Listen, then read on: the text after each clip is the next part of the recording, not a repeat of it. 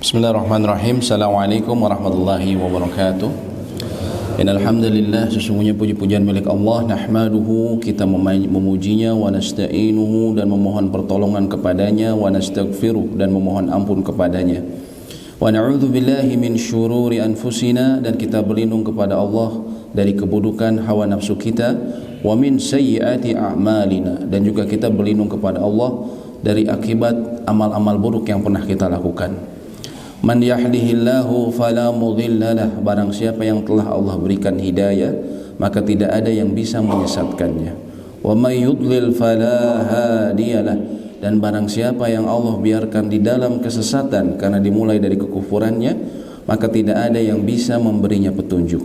Asyhadu an la ilaha illallah wahdahu la syarikalah, saya bersaksi bahwa tiada ilah yang berhak untuk diibadahi dengan benar kecuali Allah, wa anna Muhammadan abduhu wa rasul, dan bahwa Muhammad sallallahu alaihi wasallam adalah hamba dan rasulnya.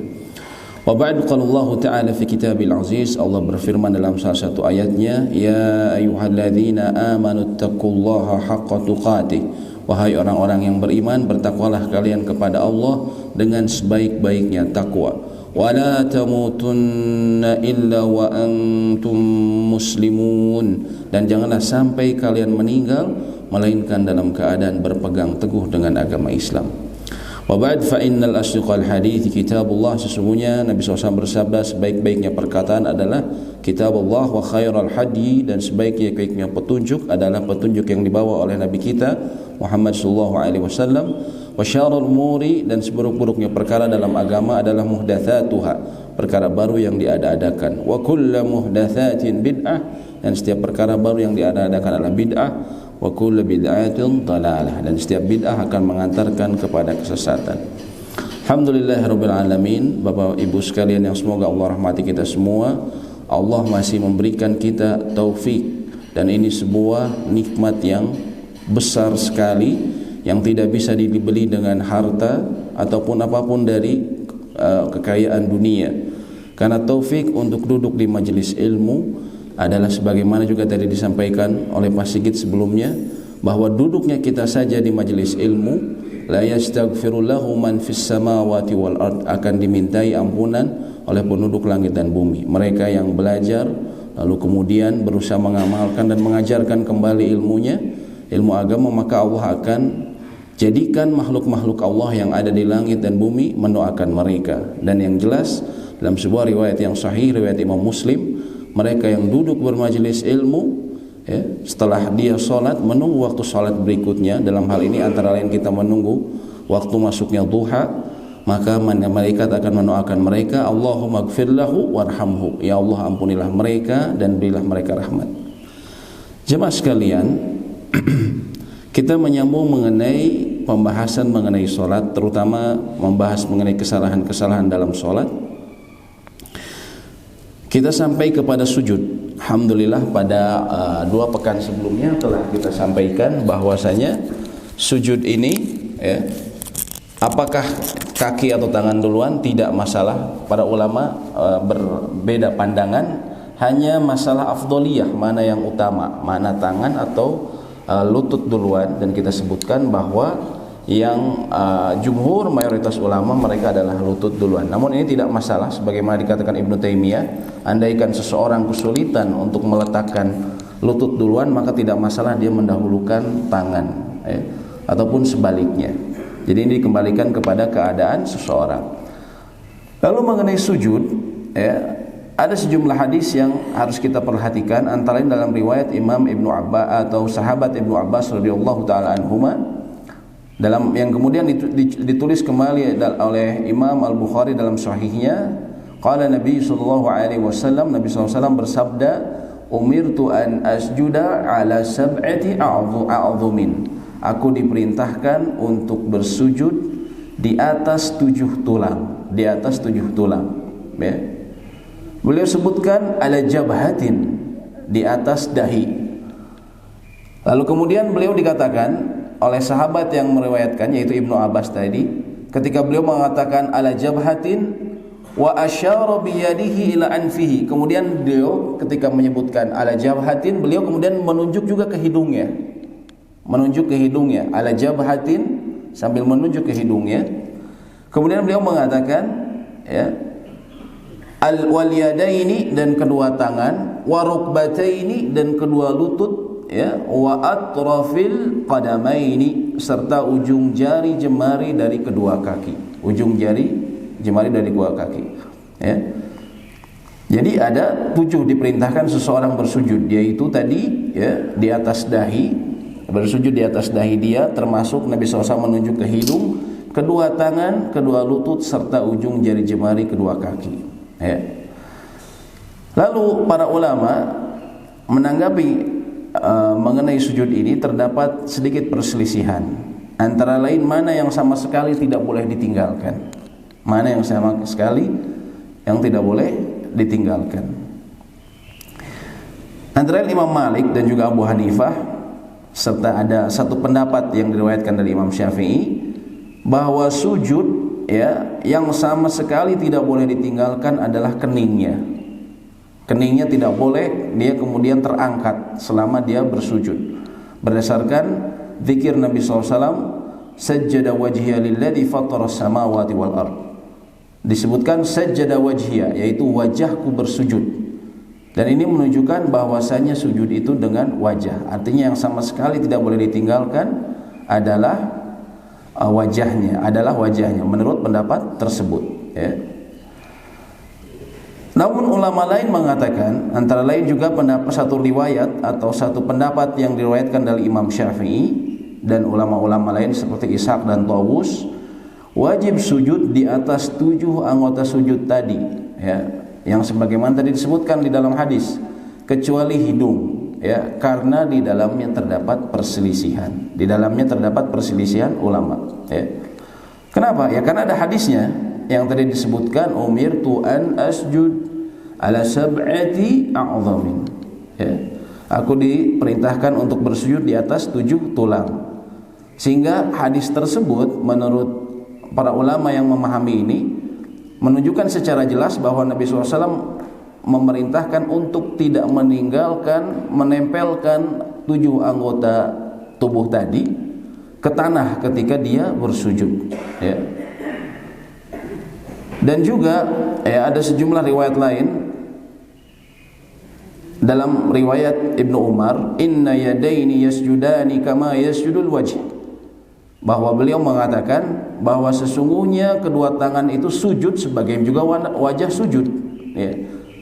Fa idza wada'a ahadukum wajhahu falyad'u yadayhi wa idza rafa'ahu falyarfa'huma, ya. Sesungguhnya kedua tangan sujud sebagaimana wajah sujud, sehingga, ya, jika salah seorang di antara kalian meletakkan wajahnya, maka letakkan juga kedua tangannya. Dan jika mengangkat wajahnya, maka angkat juga kedua tangannya, ya. Oleh karena itu, ya, pendapat yang ini lebih berhati-hati, walaupun tadi sebagian ulama mengatakan, ya, minimal sama sekali tidak boleh ditinggalkan adalah wajah, jangan sampai kemudian terangkat. Namun kemudian, ya, karena ada sejumlah hadis yang menguatkan ada 7 ini, ya, Allahu a'lam, dan ini lebih berhati-hati, apalagi kita tidak ada kesulitan dalam melakukannya, ya. Kemudian, ya, dan juga memang tadi dikatakan oleh Imam Nawawi juga dikuatkan, adapun kedua tangan, kedua lutut, dan kedua kaki, apakah wajib untuk sujud di atasnya? Maka menurut beliau, karena beliau ulama Syafi'iyah, beliau mengatakan ada 2 pendapat dari Imam Syafi'i. Yang satu mengatakan selain wajah sangat ditekankan. Namun pendapat yang kedua adalah wajib, ya, yang dari riwayat Imam Syafi'i. Dan menurut Imam Nawawi inilah yang benar, dan ini adalah yang dikuatkan oleh Imam Syafi'i. Maka seandainya seseorang meninggalkan salah satu dari anggota tersebut, maka sholatnya tidak sah. Salah satu kita tinggalkan, tangan kita menempel pada waktu yang bersamaan. Pada waktu yang bersamaan ada satu terangkat. Artinya tidak ada dalam waktu kita sujud, tidak ada satu waktu yang semuanya menempel, ya. Misalnya cuma ada 6 saja yang menempel, satu terangkat, maka ini dianggap tidak sah. Maka ini 3 diamal, kecuali dia memiliki uzur. Para ulama mengatakan kecuali dia memiliki uzur, ya. Lalu kemudian berapa lama dia bersujud sehingga dikatakan sujudnya sempurna, ya. Karena memang tadi sebagaimana disebutkan, dikutip di awal oleh Mas Sigit, bahwa ada orang yang sholatnya 60 tahun dia sholat 60 tahun, tapi kata Nabi SAW, lam tuqbal aw la tuqbal sholatuhu, lam tuqbal sholatuhu, akan tetapi sholatnya tidak diterima satupun. Kenapa? La'allahu yatimmu ruku wa la yatimmu as-sujud. Bisa jadi dia menyempurnakan rukunya tapi sujudnya tidak sempurna. Ataupun kebalikannya kata Nabi SAW, dia menyempurnakan sujudnya tapi rukunya tidak sempurna. Yang disebut bagaimana selain gerakan, sujud juga sempurna ketika dia dilaksanakannya secara tumakninah, secara tenang, yaitu mendiamkan anggota tubuh sejenak saat meletakkan anggota tubuh yang 7 tadi pada tempat sholat. Dia harus letakkan secara sejenak. Berapa lama ukurannya? Minimalnya. Para ulama menjelaskan ukuran waktu diam sejenaknya adalah ketika seseorang yang sholat mengucapkan zikir yang pendek dari sujud, yaitu subhana rabbiyal a'la. Minimal 1 kali dia membaca subhana rabbiyal a'la, atau waktunya kira-kira durasinya seperti orang membaca subhana rabbiyal a'la. Maka apabila dia telah tenang dalam melaksanakan itu, maka dianggap 1 kali sujud. Yang terkadang masalah orang ketika sujud, dia baca subhana rabbiyal a'la, tapi dia bacanya ketika perpindahan. Dia saking terburu-burunya, dia cuma tempel sebentar. Subhana rabbiyal a'la itu kalau dibacanya dia pas bergerak bangun, sehingga kemudian tidak dianggap sebagai tumakninah, tapi harus dia tenang. Dan sekira orang membaca subhana rabbiyal a'la, subhana rabbiyal a'la. Kemudian apakah ketika sujud harus dengan hidung atau tidak? Nah, dalam hal ini sejumlah ulama ada perbedaan pendapat. Antara lain ada yang mengatakan wajib sujud dengan kening dan hidung. Wajib untuk sujud dengan kening dan hidung. Ini antara lain pendapat Imam Malik bin Anas. Gurunya Imam Asy-Syafi'i. Bahkan salah seorang ulama Malikiyah mengatakan as-salatu li tarki sujudi ala anfi bi waqtin a'ada. Dan seseorang hendaknya mengulangi salat karena meninggalkan sujud dengan hidung saat itu juga. Jadi kalau orang sujud terus hidungnya tidak ditempel, menurut mazhab Malikiyah, maka dia harus mengulang salatnya. Artinya dianggap tidak itu karena tadi kita ketahui sujud adalah rukun. Maka ketika dia tidak melaksanakan rukunnya secara baik, dalam madhab Imam Malik, dia tidak menempelkan hidungnya, maka dia harus mengulang sholatnya. Lalu kemudian, namun ulama lain mengatakan, antara lain pendapat Abu Hanifah, dia boleh sujud dengan salah satu dari keduanya, boleh dengan kening ataupun hidung, menurut Imam Abu Hanifah.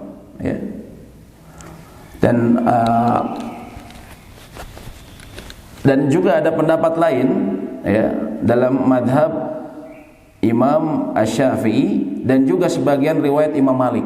Karena jadi dalam kadang satu madhab itu Pak, contohnya madhab Imam Syafi'i, terkadang ada riwayat ini maksudnya Imam Syafi'i pernah berkata begini, pernah berkata A, tapi kata muridnya lain, enggak, Imam Syafi'i pernah berkata B. Nah, jadi kadang dalam satu mazhab itu ada 2 pendapat atau bahkan 3. Pendapat lain dalam mazhab Imam Malik dan juga ini pendapat Imam Syafi'i, wajib sujud dengan kening, adapun dengan hidung maka mustahab atau disukai. Namun yang lebih utama untuk bersujud dengan keduanya, Sehingga antara lain pendapat ini disebutkan oleh Ad-Dusuki, salah seorang ulama Malikiyah, fa huwa mustahabbun 'ala rajih wa la i'adata li mustahab. Dan bersujud dengan hidung hukumnya mustahab, disukai menurut pendapat yang rajih, dan tidak harus diulangi untuk perbuatan yang dianggap mustahab, tidak harus mengulangi sholat. Intinya, dan ini Allahu a'lam pendapat yang kuat, artinya hidung ini disunahkan untuk ditempelkan, tapi pendapat ini mengatakan tidak perlu kemudian apabila seseorang meninggalkannya, tidak menempel hidung, maka tidak perlu mengulangi sholat. Artinya karena dia bukan rukun. Yang rukun menurut dalam Imam Syafi'i dan juga sebagian pendapat Imam Malik antara lain kening yang tidak boleh dihilangkan atau ditinggalkan sama sekali. Adapun hidung sangat ditekankan untuk kemudian ditempelkan. Lalu juga yang sering jadi pertanyaan, apakah ketika saya bersujud dengan wajah haruskah tersingkap? Ya, haruskah kening saya tersingkap? Ya, karena orang banyak kadang bingung ya. Yang jadi masalah orang pakai kopiah kan, sehingga biasanya langsung kemudian kepalanya dinaikkan kopiahnya. Atau biasanya kalau rambutnya panjang, ketika dia bersujud biasanya sibuk membetulkan rambutnya, takut terhalang dari tanah ya. Memang dalam sebuah atau dalam pendapat Imam Syafi'i ya, mereka mengatakan ya, wujubu kashfil jabhah wa mubasharatuha bil musalla adalah wajibnya ya menyingkap kening seseorang dan menempelkannya dengan tempat sholat dia ya. Artinya dalam pendapat Imam Syafi'i, makanya ini populer di Indonesia, di antara 7 anggota tubuh tadi, kening memang diperintahkan atau dalam pendapat Imam Syafi'i wajib untuk disingkapkan ya, dia menemui langsung kepada tempat dia sholat ya. Antara lain mereka berdalil dengan ucapan Nabi SAW, idza sajad, apabila engkau bersujud, famakkin jabhatak minal ard, apabila engkau bersujud maka kokohkanlah keningmu ya, di atas tanah ya.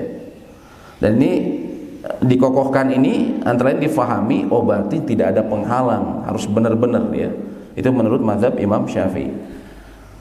Namun menurut jumhur ulama dari pendapat Hanafiyah, Imam Abu Hanifah dan juga Imam Malik dan juga Hanabilah pengikut Imam Ahmad bin Hambal dan juga sejumlah ulama salaf seperti Atha bin Abi Rabah dan Tawus ya, mereka mengatakan ila adami wujubi kashfil jabhah wal yadaini wal qadamaini fi sujud ya. Mereka mengatakan tidak mereka mengatakan bukan wajib menyingkap kepala kita, kening kita ya. Begitu pula bukan wajib menyingkap tangan kita ya. Dan juga kaki kita ya. Bukan merupakan sebuah perkara wajib ya. Ini menurut mayoritas ulama. Mereka antara lain berdasar dari hadis Anas bin Malik radhiyallahu taala anhu, bahwa beliau mengatakan kunna nusalli ma'a Rasulillah sallallahu alaihi wasallam, dahulu kami salat bersama Rasulullah sallallahu alaihi wasallam fi syiddatil har, ketika sangat panas, fa idza lam yastati ahaduna an yumakkin jabhatah minal ard, sehingga tidak ada seorang pun dari kami ya yang dia mampu untuk menempelkan langsung wajahnya ke tanah karena saking panasnya Pak ya. Maka kota Madinah saat itu saking panasnya ya, kita ketahui Madinah ini kalau lagi musim panas bisa 54 derajat Pak ya. Kalau jemaah haji itu lagi musim panas, kalau dia nggak pakai sendal kan, dia jalan aja berapa ratus meter nanti kakinya biasanya membengkak Pak ya, isinya air. Nanti kalau melepuh tuh aduh itu perih sekali ya. Ini menunjukkan saking panasnya orang berjalan. Terkadang nggak usah di luar masjid ya, di halaman masjid saja. Halaman Masjid Nabawi kalau lagi musim panas kita nggak pakai sendal, aduh subhanallah, seperti diistrika Pak ya. Nah waktu itu sahabat mereka tidak bisa untuk menempelkan wajahnya saking panasnya, syiddatul har, saking panasnya ya. Kemudian wa yabsutu thawbu fayasjudu alaihi, maka mereka kemudian membentangkan sebagian pakaian mereka dan sujud di atasnya. Artinya semacam dijadikan semacam sejadah seperti kita sekarang. Ngambil dari pakaian mereka langsung kemudian mereka bersujud di sana. Artinya ada penghalang antara wajah mereka atau kening mereka ya. Kening mereka dengan tanah ya. Dan juga disebutkan menurut jumhur ulama ya, disebutkan annahu sajada ala qawri amamatihi ya. Nabi SAW annahu yasajada ala qawri imamatihi, bahwa Nabi SAW itu pernah bersujud dengan di atas lilitan sorbannya. Nah, jadi terhalang oleh sorban. Ya. Dan begitu pula para sahabat, sebagaimana disebutkan Al-Hasan, ya, bahwasanya para sahabat dahulu terkadang mereka sholat dengan menggunakan imamah, dengan menggunakan sorban mereka yang terlilit. Ya, jadi insya Allah tidak, menurut jumhur ulama, ya tentunya bagi yang ingin mengikuti pendapat Imam Syafi'i dalam hal ini tentunya tidak masalah. Artinya beliau juga memiliki dalil yang kuat. Namun kalau bicara mengenai jumhur ulama, maka mereka cukup ya menempelkan saja tanpa perlu menyingkap, ya. Karena biasanya orang juga memang sering bingung, terutama yang rambutnya terurai, Pak, ya. Rambutnya terurai biasanya sibuk sekali buat betulin tangannya, biasanya betulin dengan tangannya betulin rambutnya itu, ya. Nah, ternyata menurut jumhur hal tersebut tidak wajib. Lalu bagaimana dengan posisi tangan ketika sujud? Dalam sebuah riwayat Imam Ahmad, ya, dan disahihkan oleh sejumlah ulama ahli hadis dan juga Imam An-Nasa'i, dari Wail Ibnu Hajar radhiyallahu taala anhu berkata, beliau melihat cara Nabi SAW salat, kemudian mengatakan, "Tsumma sajada faja'ala kaffaihi bihidai udhunaihi."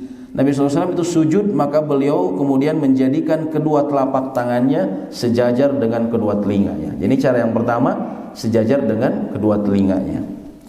Kemudian dari riwayat lain, riwayat Abu Humaid, dikatakan Nabi SAW, ya,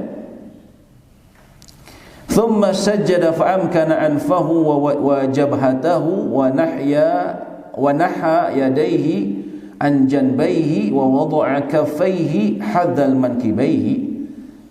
Ya, dalam hadis sahih riwayat Imam Abu Dawud dan Tirmizi, Nabi SAW sujud dan memantapkan posisi hidung dan dahinya menyentuh tanah tatkala sujud, ya. Agar memantapkan artinya benar-benar menempelkan, ya.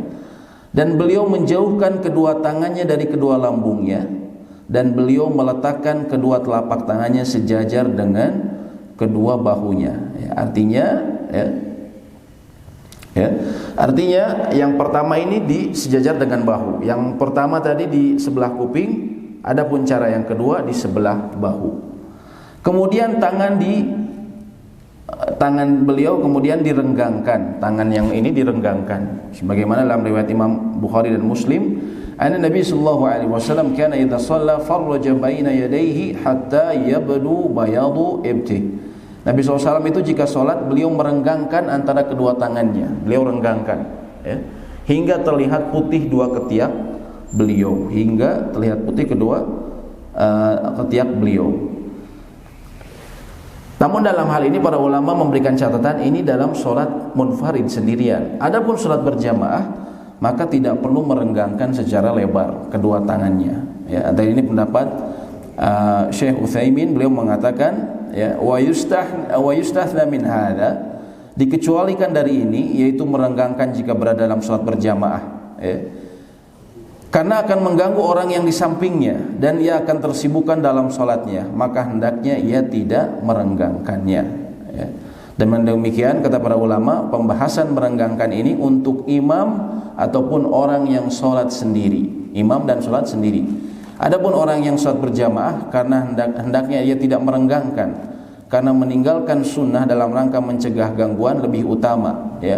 Jadi melakukan sunnah tetapi mengganggu. Jadi kalau sholat sendiri, ini juga kami sering ditanya, saya harus direnggangkan atau gimana? Ya, kalau renggangkan kalau sendiri, tapi kalau sholat berjamaah kita sesuaikan. Lalu juga yang sering ditanyakan, bagaimana posisi tangan yang tepat dalam sebuah hadis, ya, disebutkan idza raka'a farraja asabi'ahu wa idza sajada dhamma asabi'ahu. Nabi SAW itu jika beliau ruku, maka beliau merenggangkan jari-jari tangannya. Ketika ruku merenggangkan jari-jari tangannya. Ketika ruku beliau merenggangkan, dilebarkan seperti ini. Tapi ketika sujud, katanya beliau merapatkan. Ya. Tapi kalau takbiratul ihram mungkin Bapak ingat normal posisinya, ya, tidak dilebarkan dan juga tidak diginikan, tapi biasa saja. Tapi ketika ruku beliau dilebarkan, dan ketika beliau sujud beliau dirapatkan, ya. Juga menempelkan kaki tatkala sujud, ya. Nah, ini juga sering ditanyakan. Kalau sujud kaki apakah menempel ataukah merenggang? Ataukah merenggang? Dalam hal ini ya terdapat perbedaan pendapat ulama. Terdapat perbedaan pendapat ulama. Mereka yang mengatakan direnggangkan berdasarkan pada hadis riwayat riwayat Aisyah radhiyallahu taala anha, disebutkan dalam sebuah lafaz, antara yang diriwayatkan oleh Ibnu Khuzaimah dan Ibnu Hibban dan disahihkan oleh sejumlah ulama hadis. Suatu saat Aisyah radhiyallahu taala anha kehilangan Rasulullah SAW. Padahal tadinya kata Aisyah, kana ma'i ala firashi, dia tadi bersamaku di atas kasur. Fawajjadtuhu sajidan rasan aqibaihi mustaqbila bi atrafi asabihi al-qiblah. Aku pun mencarinya dan aku mendapati beliau sedang sujud dengan menempelkan kedua tumitnya satu dengan lainnya dalam kondisi menghadapkan ujung jari kaki-kakinya ke arah kiblat. Jadi ketika Aisyah kehilangan Nabi SAW, kemudian padahal tadi lagi bareng di atas kasur, tiba-tiba beliau Aisyah tidak sengaja memegang kaki beliau, ternyata beliau sedang sujud dengan menempelkan kedua tumitnya satu dengan lainnya dalam kondisi ujung jari kakinya ke arah kiblat, artinya dilipat ke arah kiblat. Ini menurut pendapat yang mengatakan atau dalil yang diambil oleh ulama yang mengatakan harus dirapatkan. Namun ulama yang lain, mereka mengatakan wa yusanu an yujafiya aududaihi, disunahkan untuk menjauhkan lengan atasnya dari sisi tubuhnya ketika sujud dan menjauhkan perutnya dari pahanya dan menjauhkan pahanya dari betisnya selagi tidak mengganggu orang yang di sampingnya. Dan juga disunahkan untuk meletakkan tangannya sejajar dengan pundaknya dan boleh juga menyandarkan kedua sikunya ke pahanya jika sujudnya berlangsung lama. Dan disunahkan pula untuk merenggangkan antara kedua lututnya dan kedua kakinya, merenggangkan antara kedua lutut dan kedua kakinya. Ini riwayat antara lain ini disebutkan oleh Al-Hajjawi, salah seorang pendapat dari ulama Hambali. Mereka antara lain berdasar dengan hadis Nabi SAW, wa idza sajada farraja baina fakhidaihi ghaira hamilin batnahu ala syai'in min fakhidaihi, dan apabila Nabi SAW sujud maka beliau merenggangkan pahanya tanpa menumpukan perutnya sedikit pun ke pahanya. Sebenarnya yang hadisnya yang jelas, walaupun hadis ini juga ada sedikit komentar dari ahli hadis lain mengatakan hadisnya kurang sahih, hanya saja yang jelas bahwa Nabi SAW itu merenggangkan pahanya. Karena merenggangkan pahanya, otomatis kata para ulama, mereka memahami kalau begitu kaki juga pasti direnggangkan. Kaki juga pasti direnggangkan. Ruth, mohon maaf bisa ini Ruth jadi model sebentar. Posisi sujud Ruth. Posisi sujud. Iya. Tapi direnggangkan. Yang direnggangkan tadi. Yang biasa, ya. Mendingan nyamping gini, mendingan nyamping ke sini biar kelihatan. Ya, gitu ya. Jadi yang pertama tadi Pak, dari posisi masalah kepala, yang disepakati kening. Adapun hidung ini mustahab, sangat disukai. Tangan tadi dirapatkan, yang disunahkan dirapatkan, bisa di kuping ataupun di bahu, bisa di kuping ataupun di bahu. Lalu kemudian diperintahkan kita untuk menjauhkan ini paha sama lambung kita, dan tadi disebutkan direnggangkan, direnggangkan seperti ini.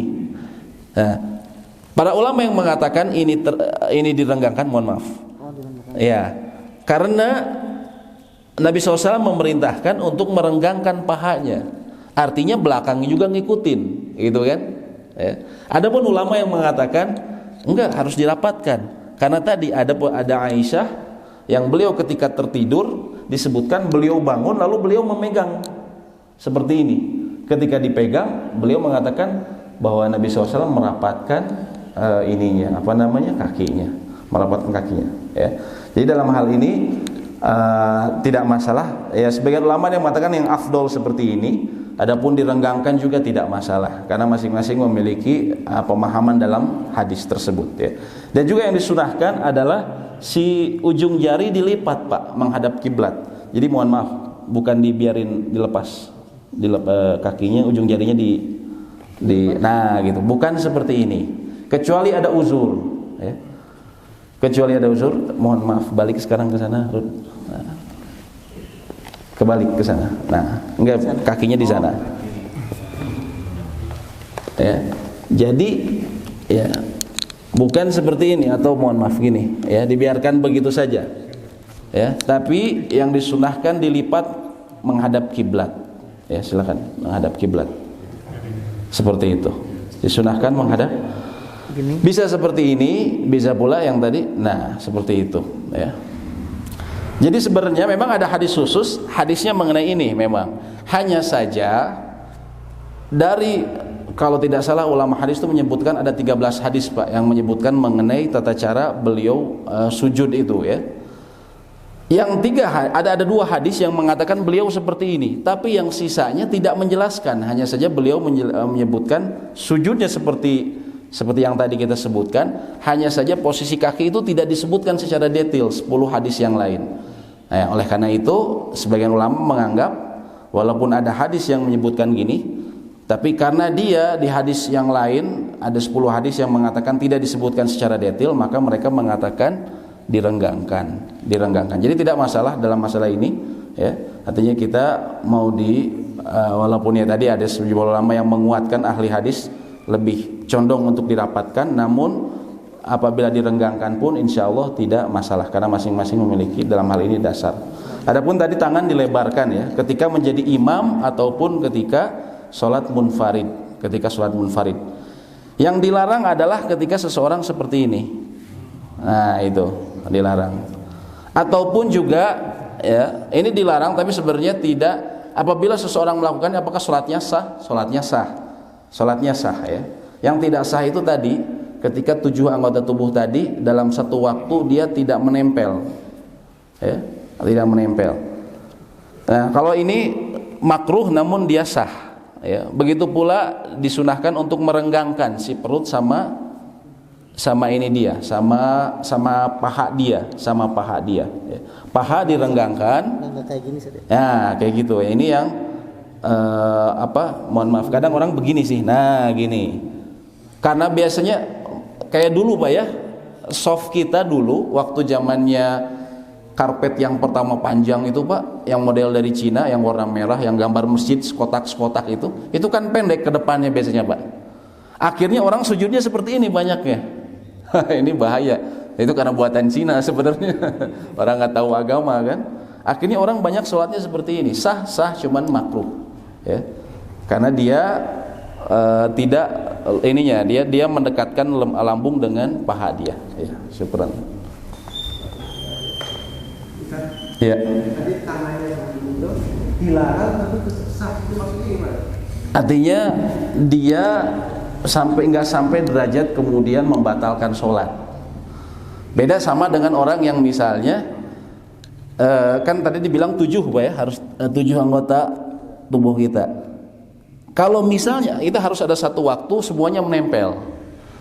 Dulu saya pernah contohkan, jangan sampai misalnya ini kan harus ada 7 wajah, tangan dan ini kaki ujungnya ya. Jangan sampai dalam satu waktu misalnya dia dari sini Pak ya, dia turun dari atas misalnya dia seperti ini, dia langsung sujud, dia langsung ngangkat salah satunya misalnya begini karena gatel ya. Dulu saya pernah contohkan, karena gatel terus dia menggaruk sampai selesai dia sujud, selesai bacaannya dia bangun tanpa ini tadi ditempelkan, langsung duduk seperti ini ya. Jadi tidak ada satu waktu semua tubuhnya menempel, tapi karena dia begitu tadi sujud, karena dia langsung ngangkat satu karena gatel misalnya. Atau orang juga banyak yang seperti ini Pak, mohon maaf, saya lihat ada orang kayak gini. Saya sering, bahkan saya pernah lihat juga di Bandung juga banyak, di kita mesin-mesin kita banyak seperti itu. Ada orang dia langsung ngangkat seperti ini. Atau gini biasanya. Ini nggak sah karena harusnya kedua satu di antara 7 itu ini ya. Ini sama ini termasuk hitungan sehingga nggak sah cuma salah satu kaki saja. Misalnya gini dia. Atau gini. Nah, ini nggak sah. Harusnya menempel. Begini makruh, hanya saja ya, begini makruh namun tetap sah sholatnya. Yang penting harus menempel. Kalau yang tepat begini diginikan ya, seperti itu. Jadi tetap sah, hanya saja makruh, Pak.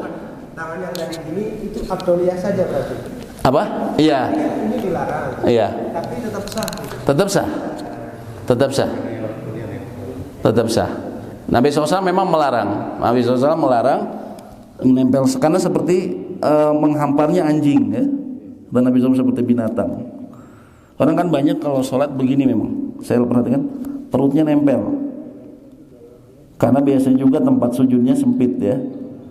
Kadang kalau orang tidak tahu, Pak, walaupun kita sudah masjid misalnya sediakan space untuk sujudnya lebar, tapi tetap dia pakainya cuma sedikit sampai sini saja biasanya. Dengan menempelkan perut sama pahanya ya. Karena tidak tahu bahwa perut dan paha ini disunahkan untuk direnggangkan. Tadi tangan yang membuka itu pada saat dia menjadi imam atau sholat munfarid. Iya. Pada saat sholat berjamaah, jadi tangannya biasa saja ngikutin space-nya dia, ya. Seperti itu. Baik, sampai sini ada yang mau ditanyakan, Bapak? Silakan Bapak. Mungkin sebelum ada pertanyaan, informasi saja bahwa setelah selesai pengajian ini nanti snacknya di belakang kita sudah siapkan bubur kacang hijau. Masih terima kasih Pak Eko. Terima kasih Pak. Maka silakan ini yang akan bertanya. Saya Pak. Iya, mangga Pak. Ustaz, itu mengenai meregangkan tangan pada waktu sujud itu, ini masih ada beberapa yang pernah menanyakan kepada saya. Iya. Saya tidak bisa jawab yang benar, tapi salah. Iya. Kalau ibu katanya tidak usah direnggangkan. Iya. Ya, memang dalam mazhab Imam Asy-Syafi'i, ibu-ibu itu tidak perlu merenggangkan. Ya, karena apakah ada dalil khusus? Tidak. Mereka mengatakan tidak direnggangkan karena dasar dari ibadah perempuan atau dasar dari perempuan itu adalah dia menutupi auratnya. Nah, dalam hal ini dianggap ketika dia membuka, mohon maaf ya, jadi membentuk lekuk tubuhnya sehingga kemudian disukai untuk dirapatkan. Jika dalam mazhab Imam Syafi'i terkadang sholat wanita berbeda antara dalam hal seperti itu ketika sujud. Tapi ini tidak disepakati oleh ulama lain. Ulama lain mengatakan karena tidak ada dalil khusus, Nabi SAW bilang kalau perempuan harus begini, mereka mengatakan sama saja.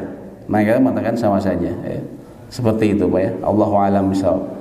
Jadi kalau menurut saya ya Allahu a'lam, artinya kita memang tidak ada dalil khusus dalam hal itu. Tapi andaikan seseorang merasa, apalagi kalau misalnya terlihat sama tempat sholatnya ini, dia di musola yang terlihat dari luar pakai kaca, ya lebih baik dia tidak mengapa dia merapatkan seperti itu. Allahu a'lam bishawab. Ya. Iya, mengapa? Kalau bagian kepala yang ditempelkan itu bukan kening tapi ubun-ubun. Ubun-ubun. Ini ya? Iya. Ada yang mau ini sudah. Oh.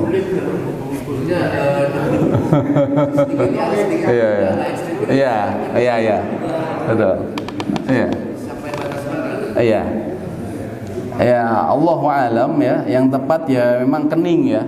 Apalagi Nabi SAW tadi bilang dalam hadis riwayat Imam Bukhari dan Imam Muslim tadi disebutkan, Imam Bukhari dan Muslim juga dalam hadis riwayat Imam Bukhari beliau disebutkan wa asyara ila anfihi, ketika beliau mengatakan umirtu an asjuda, aku diperintahkan untuk bersujud ala sab'ati a'dhumin, di atas 7 tulang.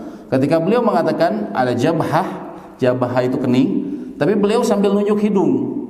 Ala jabhah, beliau begini sambil nunjuk hidung ya. Artinya sekitaran sini. Kalau sini kan berarti ini nggak kena, Pak ya. Kecuali hidungnya mancung banget, Pak ya. Hidungnya mancung banget. Pinocchio. Jadi kalau ubun-ubun ya kurang tepat ya, yang harusnya di sini. Seperti itu. Gitu. Ya, baik Pak. Ada lagi yang mau ditanyakan? Ya. Terus kemudian sedikit lagi mengenai duduk. Setelah itu kemudian seseorang bersujud, ya, kemudian dia duduk, ya. Ya, berduduk disukai kita disunahkan iftirash, Pak ya. Ini juga rukun. Dan rukunnya kita harus tenang, tumakninah. Ya. Bagaimana disebut tumakninah? Dengan kadar kita minimal membaca Rabbik firli dalam ini. Disunahkan kita iftirash duduknya, kecuali bila seseorang memiliki kendala masalah ya, maka dia tidak mengapa bila memang dia ada masalah seperti ini. Namun disunahkan iftirash dan dia tenang. Banyak sekali orang setelah sujud dia bangunnya ini hanya basa-basi, cuman segini aja. Langsung gitu lagi. Nah, ini nggak sah Pak sholatnya. Kecuali dia memiliki masalah punggung. Tapi kalau nggak ada masalah punggung, sholatnya tidak sah. Ketika dia cuman seperti ini, banyak sekali saya sering melihat. Baru gini langsung gini lagi. Atau baru anak muda juga ada yang gini, langsung gini lagi. Harusnya dia tenang dulu dengan kadar bacaan Rabbik firli. Nabi SAW pernah baca 2 kali Rabbik firli. Di antaranya bacaan yang diriwayatkan paling pendek, dia mengucapkan Rabbik firli. Dan ini seperti ini ya. Adakah cara lain? Ya, ada sebagian ulama mengatakan iq'a ya. Iq'a ini begini. Nah, ini ada syekhnya, alhamdulillah. Iq'a seperti ini diperbolehkan. Namun yang tidak diperbolehkan seperti ini ya. Ataupun dia begini tapi duduknya gini tapi dilebarkan keluar. Ini juga tidak diperkenankan, dilarang. Adapun yang diperbolehkan, Nabi SAW disebutkan kata Ibnu Abbas, kalau beliau kelelahan beliau seperti ini. Kalau beliau kelelahan beliau duduknya gini. Tapi ini hanya untuk duduk di antara 2 sujud Pak ya. Hanya untuk duduk di antara 2 sujud. Ya, kalau tahiyatul awal tidak boleh seperti ini. Tidak boleh seperti ini. Ini hanya duduk di antara 2 sujud. Ya. Assalamualaikum warahmatullahi wabarakatuh. Marhaban bikum. Masyaallah. Hayakallahu tayyibun. Alhamdulillah kif hal. Tayyib masyaallah. Ya. Baik Pak, ada lagi yang mau ditanyakan sebelum kita sambung ke Syekh Muhammad? Ya, mangga Pak.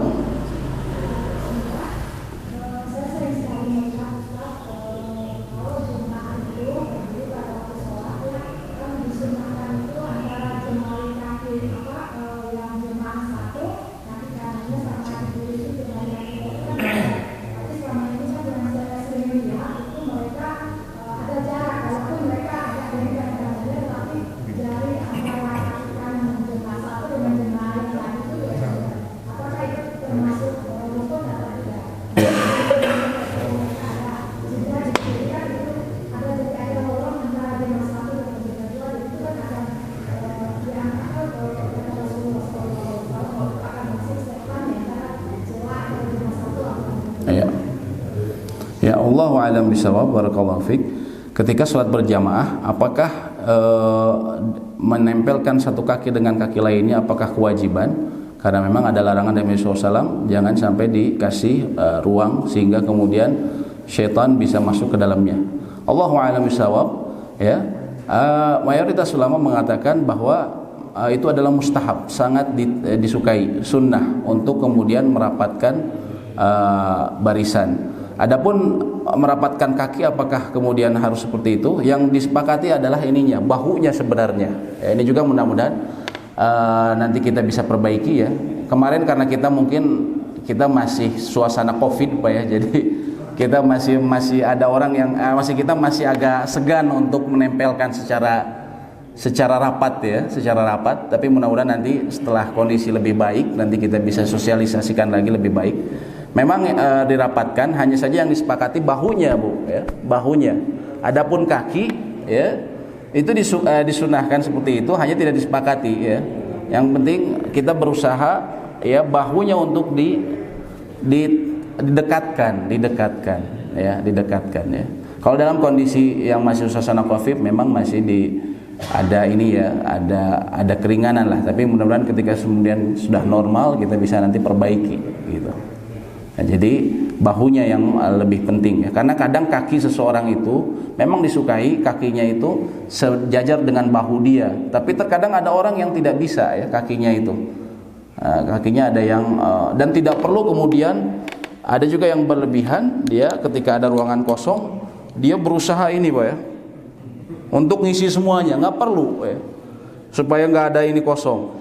Lalu kemana dia harus merapat? Karena pertanyaannya seperti itu, kemana dia harus merapat? Dia harus merapat ke arah di poros di belakang imam ya.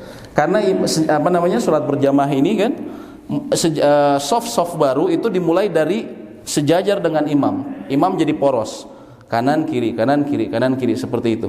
Maka bila dia berada di sebelah kanan, kemana dia harus merapat? Ke sebelah kiri dia. Kalau dia ada di sebelah sini, sebelah kiri, kemana dia harus merapat? Ke arah kanannya yang mendekat ke imam ya. Tidak perlu dia kemudian menutupi semuanya, tidak perlu menutupi, tapi dia seperti ini. Kalau orangnya Bapak bisa tarik terlalu jauh, Bapak tarik. Karena Nabi SAW pernah menarik Ibnu Abbas ketika beliau sholat di samping kirinya. Nabi SAW memegang kupingnya lalu dipindahkan ke samping kanan. Kalau orang ini, apalagi kalau masih anak-anak atau anak muda ya, ditarik gini nggak apa-apa Bu. Ya, atau kalau terlalu jauh ya, kita coba tangan kita ambil nggak apa-apa, insya Allah. Apa? Kalau orang tua nanti habis salam punten aja Pak. Kalau habis tua nih mikir-mikir dulu memang ya. Suka marah ya. Nah ini makanya pentingnya ilmu Pak ya. Pentingnya ilmu, kadang kita dalam masalah dunia itu paham sekali, urusan politik, urusan mobil segala macam. Tapi urusan kayak gini kita gimana saya aja lah, enaknya gimana gitu kan. Nah Allah sebutkan orang-orang ya naudzubillah, orang-orang yang terlalaikan dari agama itu ya'lamuna dhahiru minal hayati dunya, mereka sangat mengetahui apa yang zahir dari kehidupan dunia, wa hum anil akhirati hum ghafilun, akan tetapi mereka dalam urusan akhirat terlalaikan. Nah, betapa banyak orang yang faham masalah detail urusan dunia tapi yang seperti ini tidak tahu, sehingga akhirnya jadi malah tersinggung dia ketika diingatkan ya. Nah, ini Allahu a'lam bisawab ya. Baik, demikian yang bisa kami sampaikan, semoga memberikan manfaat buat kita semua dan semoga Allah menerima amal kita semua ya. Saya kembalikan ke saya Muhammad ya. Saya akan menyampaikan untuk jamaah. Kenapa? Akan menyampaikan. Oh iya, saya silakan saya kepada Syekh Muhammad. Lakin ana astadzin, saya mohon izin di dars di Dago insyaallah. Saya ada pelajaran juga ada kelas di Dago setelah ini, makanya saya izin, mohon maaf saya izin. Saya serahkan langsung ke beliau. Fadal. Assalamualaikum warahmatullahi wabarakatuh.